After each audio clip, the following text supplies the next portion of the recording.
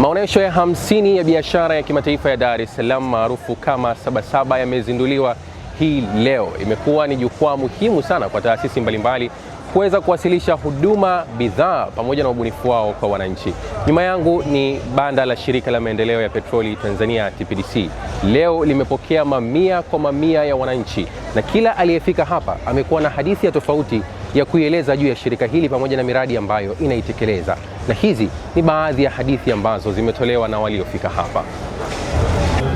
Gesi ambayo tunaipata ambayo inapatikana Mtwara ni gesi moja muhimu sana ambayo inaweza kusaidia katika masuala makuu ya kuweza kufanyika kazi za nyumbani kama kuwasha majiko, na inaweza pia kutumika kwa mbadala wa majiko ya mkaa. Nimekuja hapa siku ya leo katika banda la shirika la maendeleo ya petroli TPDC na nimejifunza mengi, ikiwamo ni kutumia visukuku yani fasos kwenye kujua au kutafuta utafiti wa mafuta na gesi, na pia nimejua ni kwa jinsi gani TPDC yani shirika la maendeleo ya petroli Tanzania na kampuni zake tanzu jinsi gani zinavyotumika au jinsi gani zinavyotumika kufuata mafuta na kuchukua mafuta kutoka nchi mbalimbali na kuzileta hapa nchini, na jinsi gani ambapo wanaweza kuzidistribute. Kilichonifurahisha ni gesi asilia ambayo inatumika katika vyombo vya moto, na pia ni nafasi nzuri ya kuendeleza sekta ya usafirishaji bila kuharibu mazingira.